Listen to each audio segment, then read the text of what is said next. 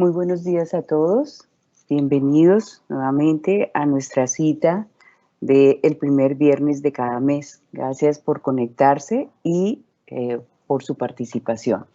Nuestra cita de todos los desayunos del primer viernes cada mes. Mi nombre es Julieta Castro, miembro de Junta de la Asociación Colombiana de Neonatología Regional Cundinamarca. Les envío un mensaje muy especial. Les saludo de ellos hoy viernes y hoy nos vamos a deleitar con la charla comprendiendo los tópicos de la lesión renal aguda neonatal. Y esta vez nos acompaña el doctor Juan Guillermo Cárdenas Aguilera. Él es médico de la Universidad Juan N. Corpa, pediatra de la Universidad Militar Nueva Granada, nefrólogo pediatra de la Universidad Autónoma de México, y es el nefrólogo pediatra de la Subred Integrada del Servicio de Salud Suroccidente y miembro de la Asociación Colombiana de Nefrología. Entonces, bienvenido Juan Guillermo, muchísimas gracias por aceptar nuestra invitación y pues vamos a escucharte. Listo, muy buenos días a todos, muchas gracias a ASCOM por esta invitación. Soy Juan Guillermo Cárdenas y vamos a tocar los tópicos de la lesión renal aguda. Es una charla un poquito larga, traté de minimizar todo lo que tenemos de literatura, pero a medida que vaya pasando la charla misma, vamos a ir definiendo algunos conceptos que espero que queden lo más claro posible. Y cuando estamos hablando de lesión renal aguda, es muy bonito este artículo, es un artículo que salió para este año y hablaba sobre las estrategias y manejos y la percepción de los pediatras y neonatólogos. Es un artículo en el cual lo que hacen es enfrentar a un grupo de pediatras y neonatólogos a unos escenarios clínicos en los cuales existe una lesión renal aguda en el caso, después hacerles unas preguntas específicas como causa de lesión renal aguda, clasificación de lesión renal aguda, instauración de lesión renal aguda, manejos secundarios y derivación a nefrología pediátrica. De este estudio, ¿qué es lo importante? Que como tal se invitaron a 800 participantes, tenían que contestar un cuestionario que estaba muy específico, pero de esos 800 solamente 257 completaron todo el cuestionario. Si ven la población, esta población es espérenme un momento y coloco mi puntero. Esta población es muy homogénea, casi 135 neonatólogos contra 122 pediatras, y lo importante de esta población era que de los 257, casi el 30% trabajaban en hospitales universitarios en los cuales tenían un grupo para formación de neonatología. De los 257, el 11% tenía acceso a terapias de reemplazo renal y 3% para terapias extracorpóreas. Frente a las edades, la mayoría de los participantes tenían edades entre 30 y 50 años y frente a la experiencia, la mayoría tenían una experiencia en el 54% de 3 a 15 años. Pero ¿qué es lo relevante de esto? Son las siguientes respuestas. Y es que los resultados relevantes demostraban que el 81.7%, o sea, 209 participantes, consideraban que la prematurez era un bajo factor de riesgo para la lesión renal aguda. A su vez, cuando se les preguntaba cómo estaban haciendo la clasificación de CADIGO, llamaba la atención que hasta 42, o sea, el 16.3%, desconocían algún criterio para lesión renal aguda y la mayoría de los participantes conocían era la clasificación por escala Perrifle. Por CADIGO solamente casi el 29.8%, casi el 30% digo, y de estos participantes, de los 257, solamente 2 definían que el uso de varios medicamentos, entre ellos nefrotóxicos, podían incrementar la lesión renal aguda. Entonces, lo que yo aspiro es que si nosotros tuviéramos esta encuesta al final de esta charla, pudiéramos cambiar todo este paradigma de respuestas. Y cuando vamos a preguntar qué es la lesión renal aguda, se pone uno a revisar desde Polín, el capítulo de lesión renal aguda y innumerables artículos, entre los cuales hablan sobre definiciones, sobre las presentaciones de lesión renal aguda neonatal, y todos determinan en qué es la disminución de la filtración glomerular con el incremento de creatinina y la disminución de volumen urinario. Y digamos, lógicamente sí participa en la definición, pero como tal son las características de lesión renal aguda. Entonces, tratando de ubicar la definición, pues tomé varios partes de las definiciones y la cuadré así, que es una reducción aguda de las funciones renales como resultado de la disminución en la filtración glomerular que se establece en un corto tiempo y tiende a ser reversible en un periodo inferior a 3 meses. Es importante saber que este periodo es de 3 meses. Por encima de 3 meses ya se establece que sea una enfermedad renal crónica. Y cuando vamos a ver las funciones renales, que estábamos nombrando previamente, tenemos estas 9 funciones renales, pero lo importante de la lesión renal aguda es que tenemos gran impacto entre estas 6 primeras, que es el balance hídrico, electrolítico, ácido base, la desintoxicación endógena con todos nuestros productos azoados, la desintoxicación exógena, que más que ser partícipe, digamos, en esta parte de la función, la vemos como un factor importante en el manejo, como acción por parte de los nefrotóxicos y el control de la tensión. Pero cuando estamos hablando de filtración glomerular, tenemos que tener en cuenta que para tener una buena filtración glomerular, como dice la definición, tenemos que tener una anatomía renal, un flujo sanguíneo renal, unos gradientes de presiones, un área de superficie de filtración, unos controles intrínsecos y extrínsecos. Y esto en el neonato tiende a ser algo de susceptibilidad de la función renal porque todavía son unos mecanismos, digamos, un poco inmaduros, pero a su vez en el pretérmino, en el paciente menor de 2.500 gramos, es los que más nos indican la susceptibilidad y por qué pueden presentar la lesión renal aguda. Entonces, si estamos viendo anatómicamente, nos acordamos que el riñón en promedio tienen, en este artículo que se hace con maceración de riñón en distintas especies, nos definen que hay un promedio entre 500.000 a 2 millones. Si vemos toda la literatura, siempre nos hablan de 250.000 a 1 millón. Pero lo importante de esto son las etapas de la glomerulogénesis. Y sé que están muy sensibilizados con este tema y con este concepto. Nos acordamos que la glomerulogénesis comienza a partir casi de las 6 semanas y culmina hacia las 36 semanas. Después de esas 36 semanas tenemos 4 semanas más para generar una maduración de esa glomerulogénesis. Pero, ¿qué es importante en esto? Lo importante en eso es el pico de velocidad de la glomerulogénesis que se comienza desde las 24 semanas hasta las 36. Y si nos damos cuenta, este es el grupo más importante de los pacientes que vamos a tener en las unidades de recién nacidos. Pacientes que se encuentran pretérminos y que generan riesgo para la misma lesión renal. Entonces, ahí nos metemos con un nuevo término o con un término que ya es conocido que es oligonefronía, que es cuando tenemos el menor conecteo de glomérulos y para eso colocamos este ejemplo, un paciente con nacimiento hacia las 30 semanas, aproximadamente diríamos que tendría como el 50% de los glomérulos y esperaríamos que tuviera 4 semanas para generar una maduración o una angiogénesis secundaria y en un ambiente normal. Pero este ambiente en las unidades de recién nacidos se puede ver con efectos deleterios por las noxias que podamos tener, entre esos las hiperoxias, los nefrotóxicos, las alteraciones hemodinámicas. Entonces, es importante que estas 4 semanas también se pueden ver alteradas post-nacimiento. Siempre nos han hablado de angiogénesis y glomerulogénesis. Aquí les traigo este artículo, esta imagen que es muy bonita porque es una imagen que nos va a demostrar cómo se hace la angiogénesis y la glomerulogénesis desde las primeras semanas.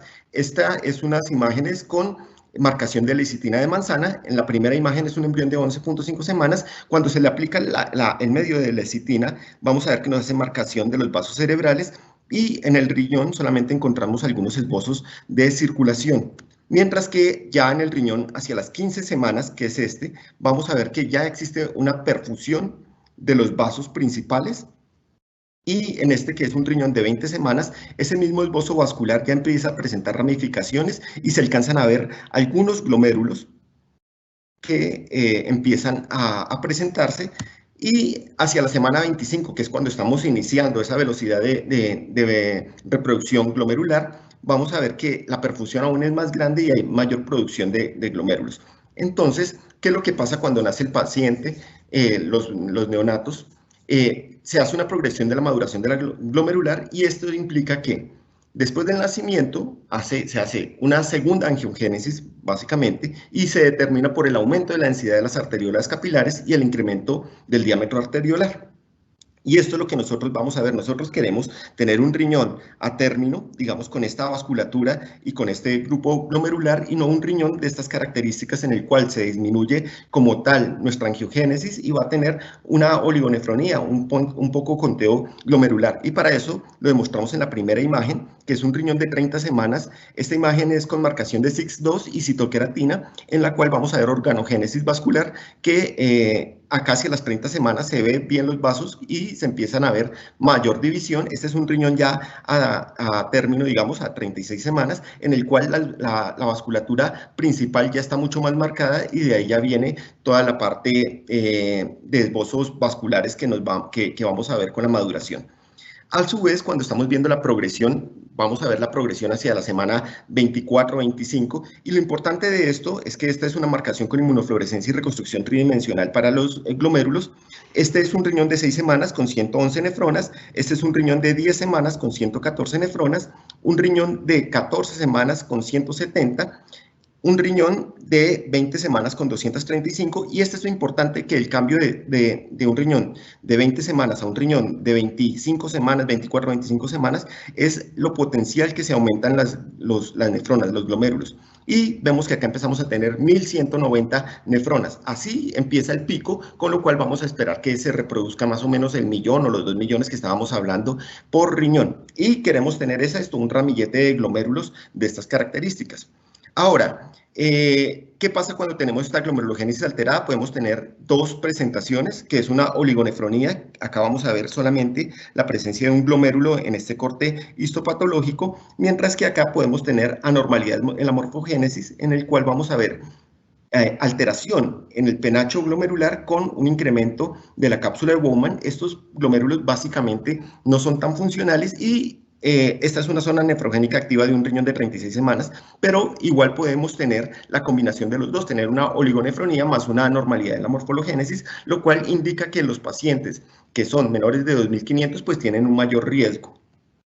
A su vez, cuando estamos hablando de flujo sanguíneo renal, pues siempre hemos tenido las características que el flujo sanguíneo renal se ha determinado por el gasto cardíaco y el volumen sanguíneo, y vamos a ver que en el recién nacido a término, durante las primeras horas vamos a tener un gasto cardíaco entre 2.5 a 4%, hacia las 24 horas 6%, a la primera semana 10% y a las 6 semanas 15 a 18%, y pues nosotros nos estamos manejando más o menos hasta esta época en las unidades de recién nacido. Pero ¿qué pasa? Pues ante menor edad gestacional, pues menor flujo sanguíneo renal, menor volemia y menor gasto cardíaco, que puede ser también, digamos, afectado por todos esos cambios hemodinámicos que tenemos en el paciente. Si estamos hablando del gradiente de presiones, esto se está determinando por la transición de la circulación extrauterina y pasar de un sistema de baja resistencia vascular a un sistema de alta resistencia vascular, lo cual nos genera al mismo tiempo la segunda angiogénesis, que es la remodelación anatómica vascular, y nos genera algo de vasoconstricción normal en esos pacientes. Recordemos que los neonatos casi siempre tienen niveles de renina y angiotensina elevados, igual de endotelina, lo cual nos va a disminuir el calibre, pero nos va a generar una mayor presión a nivel del glomérulo, lo cual va a hacer que presente esta misma angiogénesis, pero en los pacientes que tenemos la susceptibilidad a los menores de 2.500 gramos, podemos ver que ante menor vaso, pues menor flujo sanguíneo, y esto está determinado por la ley de Pausier, que se determina por un calibre de un vaso frente a al espesor, o bueno, a la viscosidad de un líquido.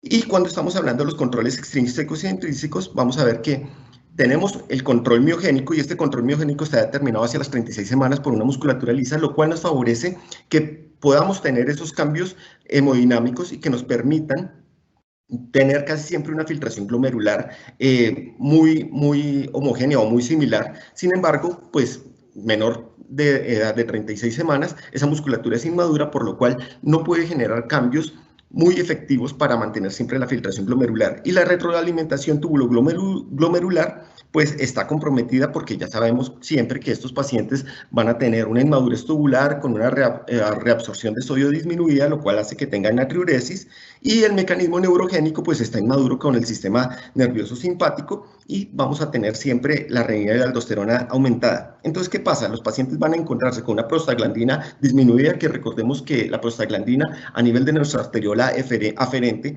nos produce algo de vasodilatación, está disminuida, por lo cual la endotelina es la que manda la parada, generando una vasoconstricción y por ende disminución del flujo plasmático renal. A su vez, el sistema renina-angiotensina-aldosterona está incrementado, lo cual hace que se compense, pero tengamos como tal un gradiente que se mantiene por las presiones hidrostáticas, pero nos genera grandes riesgos. Esos vasos son muy rígidos, lo cual no permite que se puedan hacer cambios específicos frente a los componentes hemodinámicos.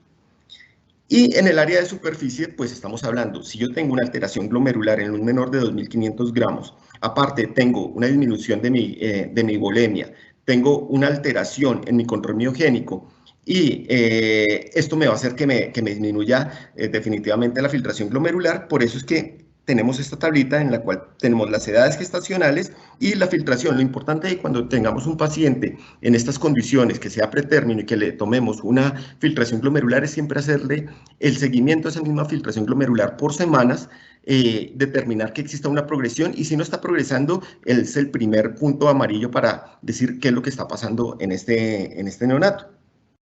Este es para que le tomen un screenshot. Acá hablamos sobre los valores de referencia de la filtración glomerular en pretérminos durante el primer mes de vida. Están las edades y les marco el percentil 3 y el percentil 95 para definir cuándo tenemos una filtración glomerular baja y también para definir cuándo tenemos hiperfiltración, que también se puede presentar, verse compensatoriamente en los neonatos.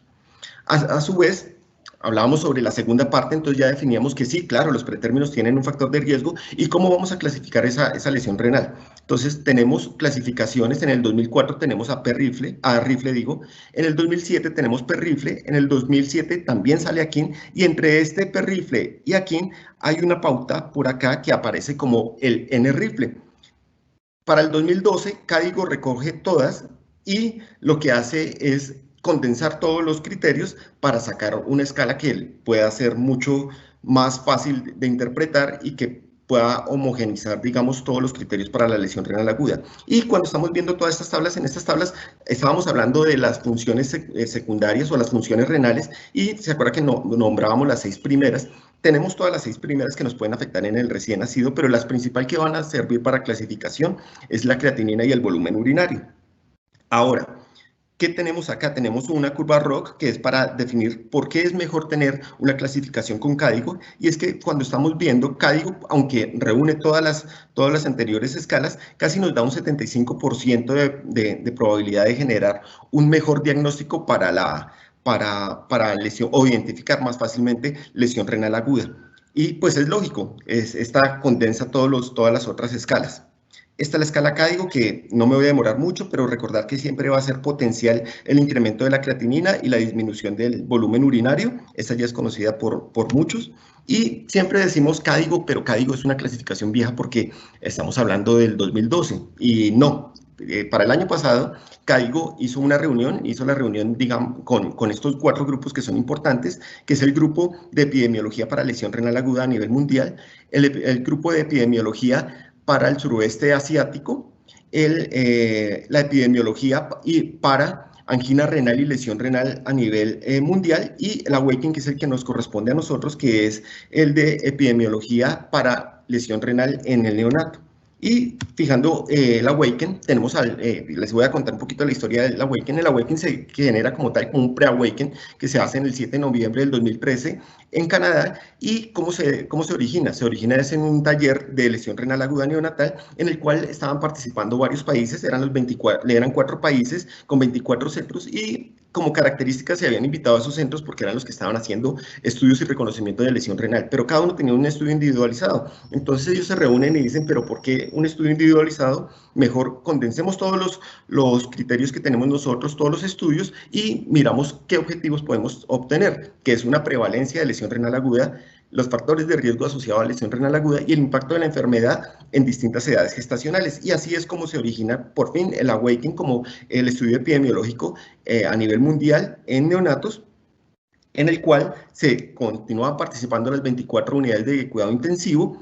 Se incluyeron 4.273 neonatos, de los cuales al final quedaron incluidos en el estudio 2022, fueron excluidos los que estuvieran fuera del periodo de 1 de enero a 31 de marzo del 2014, los que no tuvieran líquidos antes de las 48 semanas, que era un criterio de inclusión, los que llegaran a la unidad después de 2 semanas de vida, que también es un criterio de inclusión, que ingresen antes de las 2 semanas, pacientes con cardiopatía congénita, con cromosomopatía letal, los que mueren antes de las 48 horas, y las alteraciones congénitas renales bilaterales.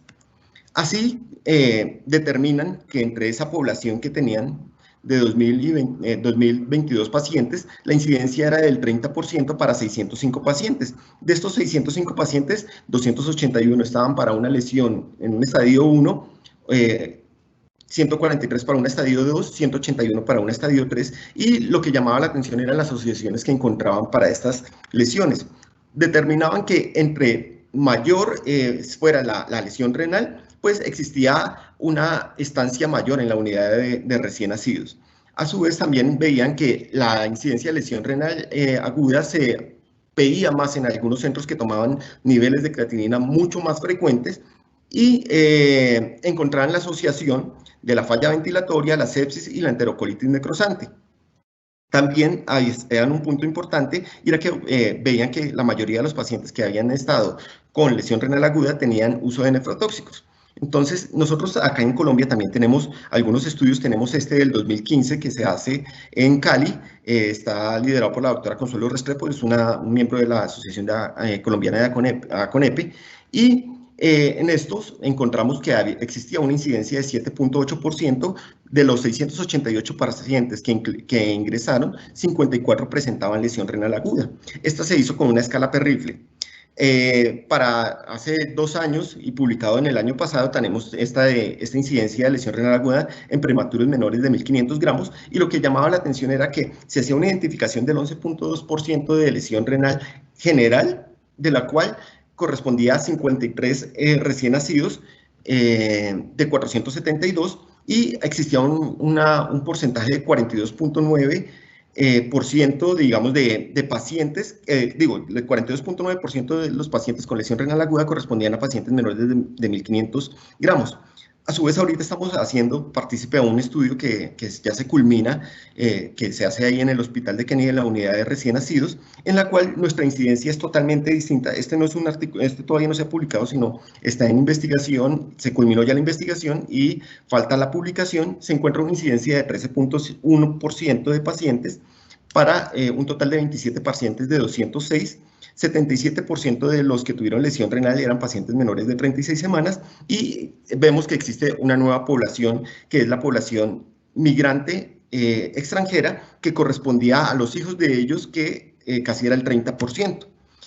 Este es un modelo conceptual en el cual vamos a ver que existe la lesión renal aguda, cómo se ven los riesgos para la lesión renal aguda, se estratifica la lesión renal aguda, se maneja la lesión renal aguda y se da el soporte a la falla del riñón. Esta es una imagen del kidney del 2012, y vamos a ver tópico por tópico qué va a pasar. Entonces, cuando estamos hablando del riesgo para lesión renal aguda, vamos a ver esto. Y es que nosotros siempre hemos hablado de los pacientes que están, un grupo de pacientes que están en lesión renal aguda, que pueden progresar a enfermedad renal crónica, pero se estratifica en este grupo unos pacientes que tienen trastornos renales agudos o crónicos, en el cual se considera que son pacientes que tienen una adecuada filtración glomerular, pero algunas condiciones de comorbilidad que los genera tener un riesgo renal. Entre eso tenemos nuestros neonatos y sobre todo los pacientes que son menores de 2.500 gramos por el componente de la glomerulogénesis.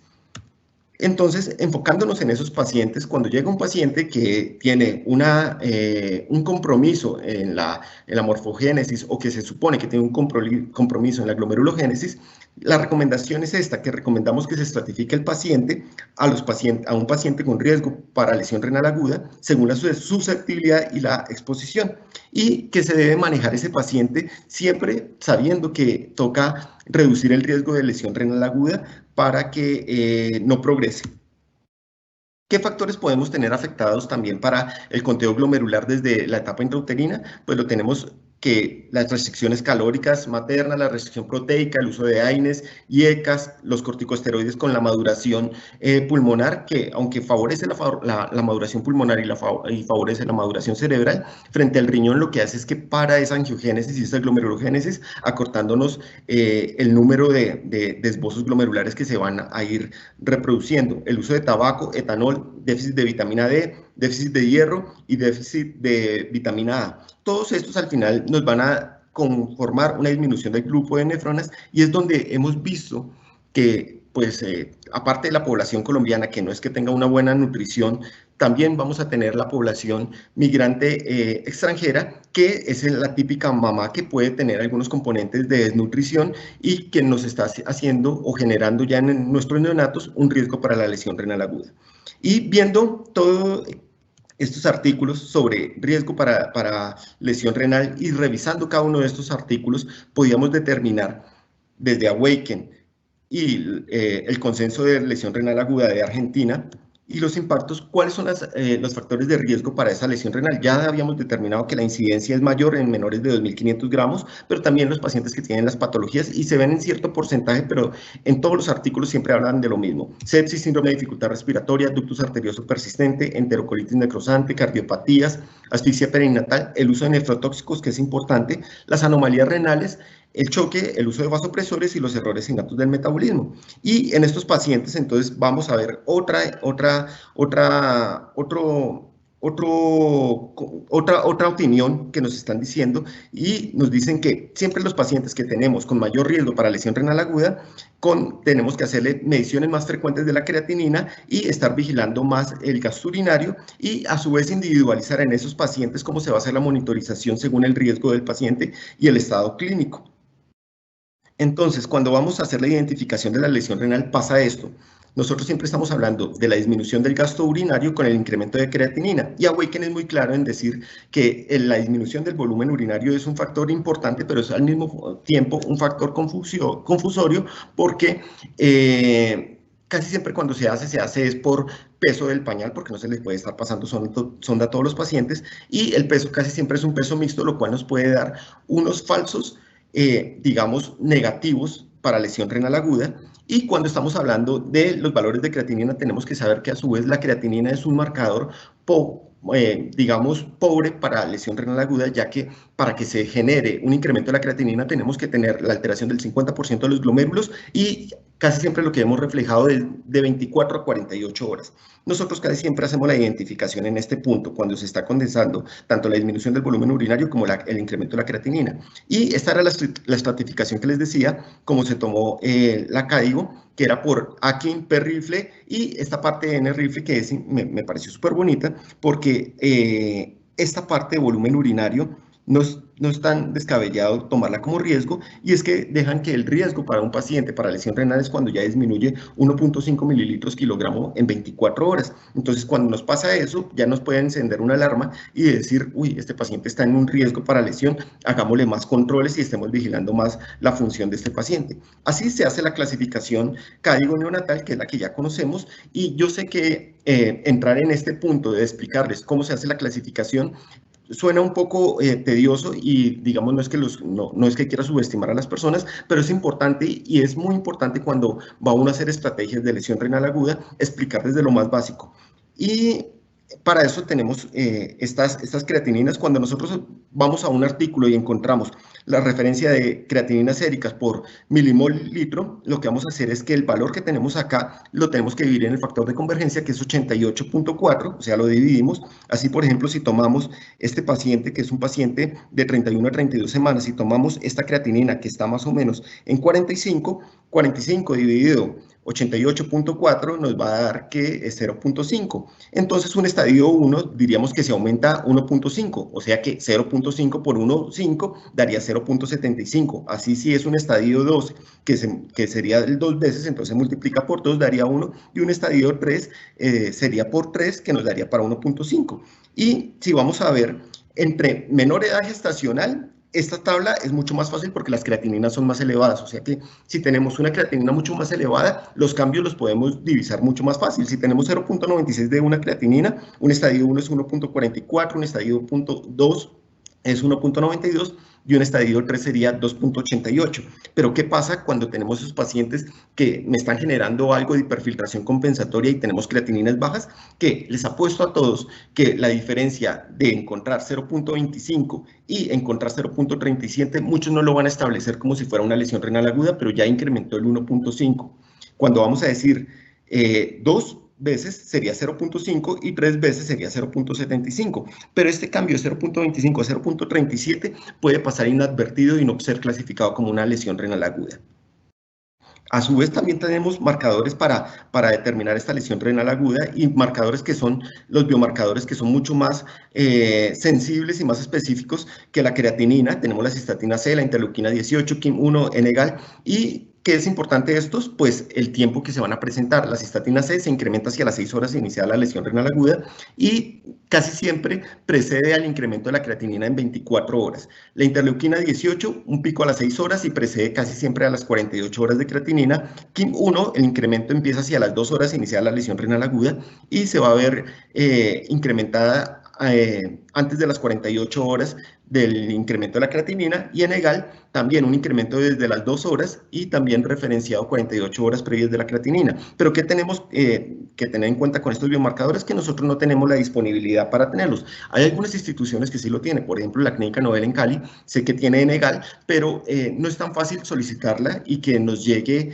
o que podamos tener cubrimiento con este biomarcador. Pero lo importante también es que no se solicita básicamente porque no le tenemos CUPS y no están incluidos en el MIPRES. La Sociedad Colombiana de Nefrología Pediátrica este año está haciendo todo para que se ingrese en las tecnologías la cistatina C. Entonces, cuando estábamos hablando de esta reunión que se hizo en el 2019, daban unos puntos muy básicos, y era que si no tenemos la creatinina, vamos a objetivizar por el gasto urinario, con todos los componentes que puede decir que tenemos los falsos gastos urinarios. Los términos prerrenal, renal y posrenal los define CAIGO a partir de este año, del año pasado, que son poco útiles y que siempre se tiene que objetivizar a los pacientes. Es más por su fisiología y por el compromiso en el flujo plasmático renal. ¿Y qué es lo que quieren decir ellos? Cuando nosotros hablamos de una lesión prerrenal, a muchos se nos viene en la cabeza el paciente le falta volumen, entonces le pasamos volumen. Y no siempre el término prerrenal implica eso. El término prerrenal implica que hay un defecto, puede haber un defecto de bomba, una alteración ventricular, o puede haber simplemente una estenosis arterial que nos puedan afectar. Entonces siempre hay que buscar la parte fisiopatológica para intervenirla. Ellos también definen que en el futuro hay que someter los biomarcadores para que también entren dentro de la clasificación CAIGO, y siempre nos hablan del test de retrofurosemida, que también lo van a incluir. Y este test de retrofurosemida, muchos hemos hecho este test de retrofurosemida, que no sabemos que se llamaba test de retrofurosemida, y es que el paciente, cuando lo tenemos que me empieza a tener algo de oliguria, si yo lo veo que está eubolémico y que lo tengo con buenas cifras tensionales, le paso una dosis de furosemida y vemos la respuesta. Si el paciente responde, pues le damos un refuerzo de furosemida. Ese es el test de retrofurosemida. Se establece que son 2 miligramos por kilogramo, se le pasa una dosis. Si el paciente orina, pues se puede mantener con diurético.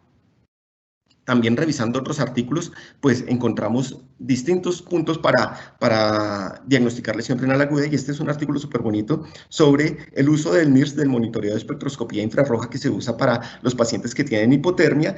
Este sensor como tal, ellos en este artículo nos enseñan cómo se ubica para la estratificación del oxígeno renal, y ven cómo se hace la curva durante los primeros minutos para establecer hacia las 24-48 horas un valor entre 80 a 90 de oxigenación renal, y lo hacían en comparación con la creatinina y con algunos biomarcadores, y veían que primero el NIRS pues observaba que se disminuía como tal las concentraciones de oxígeno en el riñón antes de tener un cambio en los biomarcadores y lógicamente en la creatinina. También tenemos este artículo que es el Baby Ninja, que nos habla sobre el uso de nefrotóxicos y el tiempo de acción de los nefrotóxicos y cómo hacer la reducción de esta medicación y cómo impactar. Es un estudio en el cual se valoraba la lesión renal aguda con el nefrotóxico y determinaban la presencia de eventos de exposición alta a nefrotóxicos, en los cuales se veía el uso ya sea de un nefrotóxico, y básicamente hablaban de los aminoglucósidos, con un tiempo mayor de 3 días, o el uso de más de 3 nefrotóxicos. ¿Qué era lo que ellos determinaban? Que se debía tomar creatinina mucho más frecuente cuando ya hacían esta asociación, y ellos lo que mostraban era que si el paciente iba a tener el uso de un nefrotóxico y que se estableciera más de 3 días, tomarle creatinina al inicio del nefrotóxico y 2 días después. Y si lo estamos haciendo con 3 nefrotóxicos, es hacer creatinina al primer día, al segundo, al tercero y 2 días después de la suspensión de los nefrotóxicos. Pero bueno, de los 476 eventos que vieron con exposición alta a nefrotóxicos, se encontraban que 94 pacientes presentaban lesión renal aguda que se podía asociar, casi siempre pues determinaban que era el 20%, y estos nefrotóxicos pues son los que casi siempre estamos usando en las unidades de recién nacidos. Entonces vemos que la asociación de estos mismos nefrotóxicos van a crear un riesgo para lesión renal aguda. Y este estudio, el Bevinilla, también es reforzado por otro estudio que salió ahorita en el 2020, que es la asociación de los factores de riesgo del uso de nefrotóxicos en las unidades de cuidados intensivos, y a su vez la asociación entre nefrotóxicos, también en este artículo la asociación de nefrotóxicos y la combinación y la presencia de lesión renal aguda. Todos ellos hablan de la susceptibilidad de estos pacientes frente a la nefrotoxicidad. A su vez, también tenemos un artículo que es súper bonito, que se llama Mejoría de la calidad en la atención de la lesión renal aguda neonatal. Es un artículo, es una reunión que se hizo este año, y en el cual, como tal, como se hizo una reunión, se hace como si fuera la misma reunión de Awaken, en la cual se sacan unas recomendaciones y se toma un consenso. Entonces, el mismo consenso nos determina primero que en la primera semana de vida los neonatos que requieran soporte ventilatorio, vasopresor o antibiótico por más de 3 días se debe evaluar como si fueran una lesión renal aguda. ¿Y qué quiere decir eso? Que con cada cambio o con cada evento de alto riesgo se debe tomar creatinina, vigilar el gasto urinario y realizar también un control 2 días después de superar el evento. Entonces, también determinaban que la evaluación de la creatinina y la frecuencia se deberán adaptarse e individualizarse a medida que las condiciones cambien y el riesgo aumente.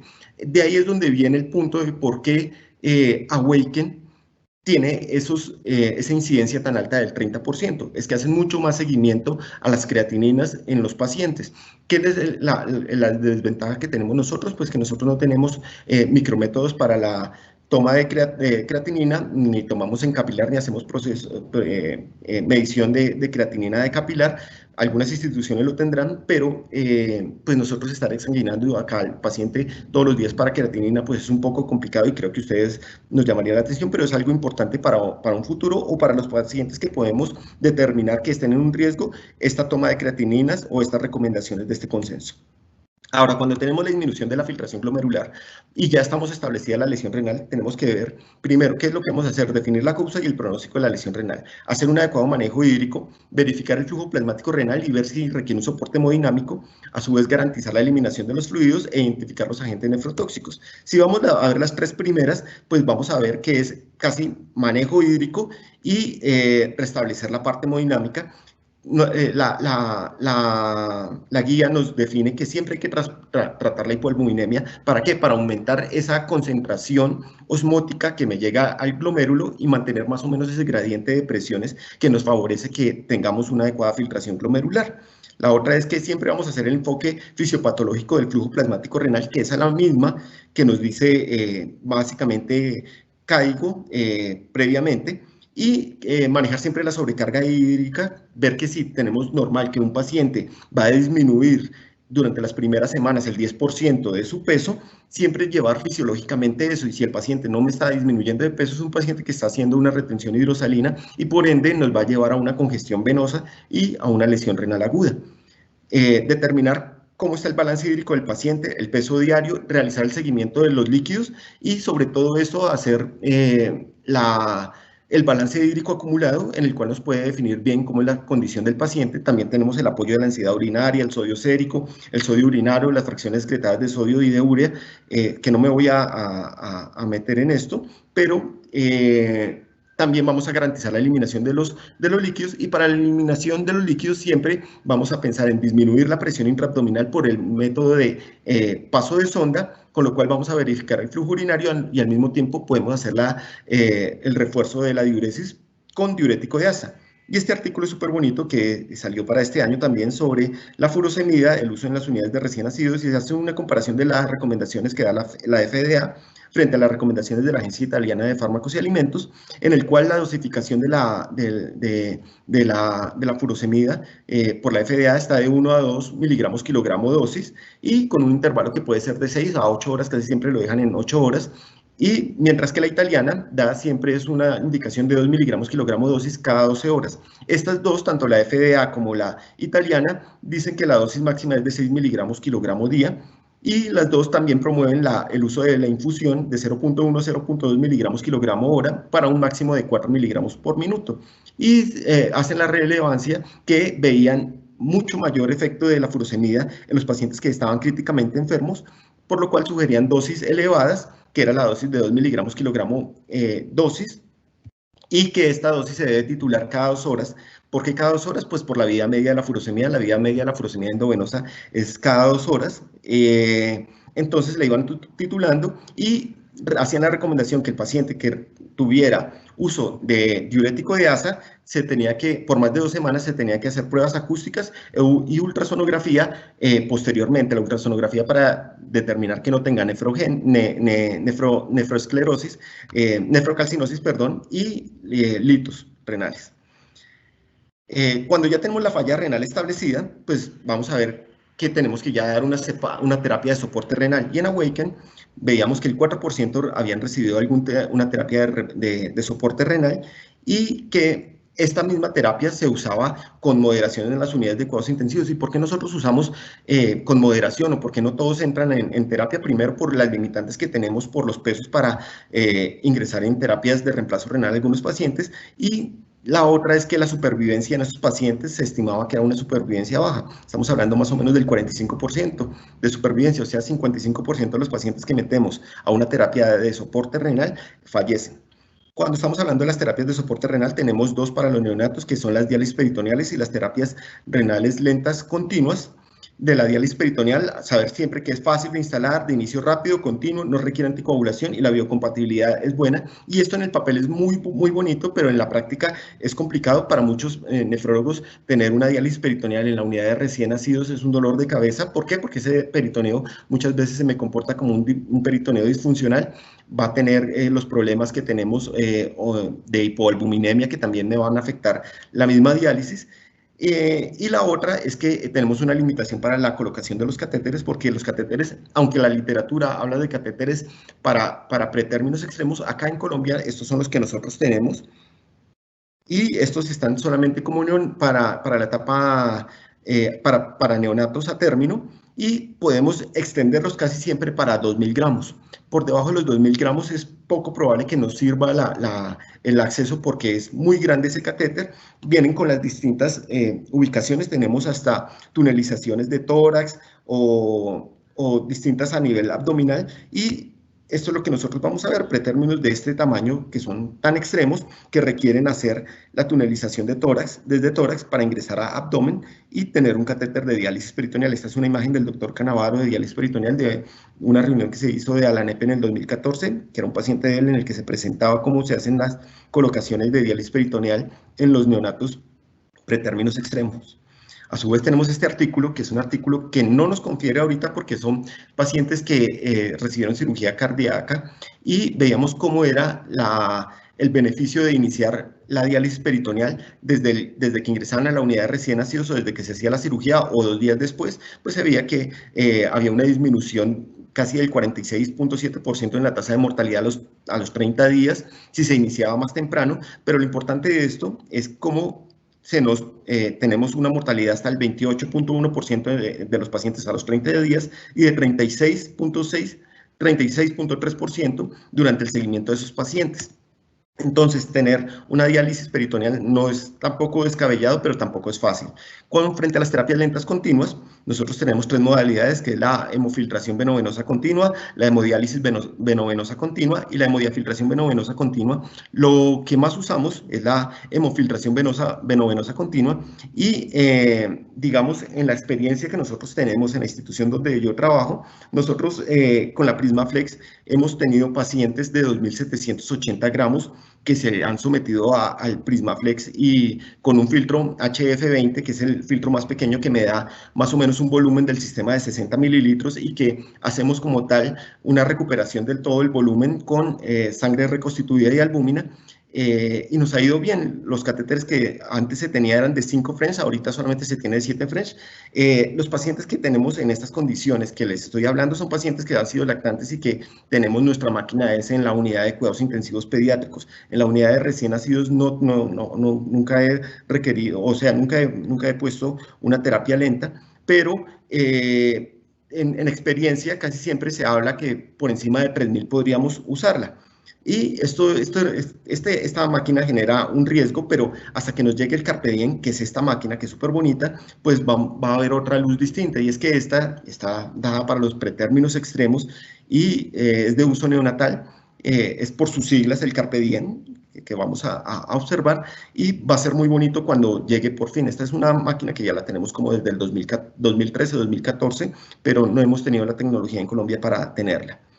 Y este artículo es súper bonito, que son las pautas para la lesión renal y las asociaciones con un mejor reconocimiento y seguimiento. ¿Por qué es importante tener esto en cuenta este artículo? Es un artículo que salió para este año y es un artículo en el cual nos decían que primero, existe una baja prevalencia de lesión renal aguda documentada y ellos en su unidad, en su hospital, veían que el 13% de los pacientes que habían tenido lesión renal aguda se notificaban al alta en su resumen que habían tenido algo de lesión renal aguda y solamente el 4% se derivaban a la consulta de nefropediatría. Entonces ellos dicen, bueno, vamos a hacer una guía de manejo de lesión renal aguda y ver cómo por medio de protocolos y de impacto de esta guía podemos cambiar lo que vamos a encontrar nosotros. Y efectivamente, cuando ellos fueron a hacer, es un estudio de 2 años, en el primer año encontraron, o bueno, los 2 años encontraron que habían 52 eventos de lesión renal aguda. Esto decía que el 35% se había identificado solamente como lesión renal aguda, perdón, de los 175, solamente 52 se habían identificado, quedaba para un 35%. El 18% de los pacientes solamente habían sido valorados por nefrología pediátrica y solamente el 6% tenía un seguimiento ambulatorio. ¿Por qué hablamos del seguimiento ambulatorio de nefrología pediátrica? Porque es importante. Estos 2 artículos, el primer artículo nos habla de que todos los pacientes que presentaron lesión renal aguda, un 10%, presentaban ya datos para enfermedad renal crónica de 1 a 3 años. Y en este otro artículo de Ashkenazi, veíamos que hasta el 59% de los pacientes con lesión renal aguda en un periodo ya después de 3 a 5 años presentaban algún dato de lesión de enfermedad renal crónica. Entonces, ¿ellos qué hicieron? Establecieron los protocolos, la guía y empezaron a sensibilizar a las personas. ¿Y qué pasó? En el segundo año disminuyó la lesión renal aguda en un 53% con el impacto del seguimiento para los nefrotóxicos. Se identificó y se documentó en el alta de los pacientes. De un 35% pasaron a un 80%. Y la valoración por nefrología pediátrica pasó de 18% a 80%, identificando CAIGO 1 el 75%, CAIGO 2 el 83% y CAIGO 3 el 100%, y de este 80% el 100% tuvo seguimiento con nefrología pediátrica. Entonces, en conclusiones, vamos a sacar que ya con lo que nosotros sabemos, por lo menos no nos iría tan mal en la primera encuesta que se hizo. Y en las conclusiones podemos decir primero que sí, la prematurez y el bajo peso del nacimiento son factores de riesgo para lesión renal aguda. Segundo, que la lesión renal aguda tiene una fuerte asociación para enfermedad renal crónica. Tercero, que las exposiciones a nefrotóxicos, tanto prenatal como postnatal, pueden afectar la incidencia de lesión renal aguda. Siempre vamos a utilizar la escala CAIGO para aumentar las tasas de detección temprana de la lesión renal aguda porque es la más indicada. Se debe documentar los eventos de lesión renal aguda al alta del paciente y hacer seguimiento por nefrología pediátrica y se deben hacer por parte de las instituciones o por parte de otras estrategias, implementar estrategias, guías, consensos de lesión renal aguda que generen mejores resultados en identificar el manejo en esos pacientes. Y frente a eso, nosotros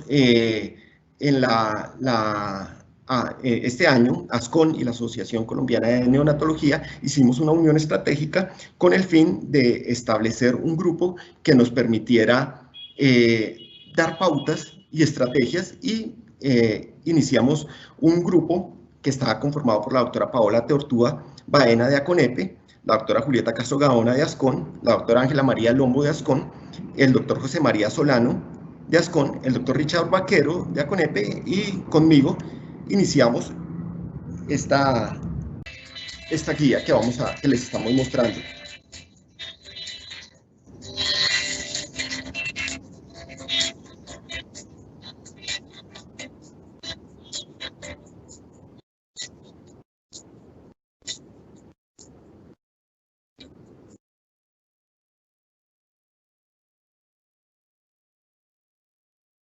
Y con esta presentación del grupo del Consenso de Estrategias de Prevención de Enfermedad Renal Crónica en niños de bajo peso, pues culminamos la charla.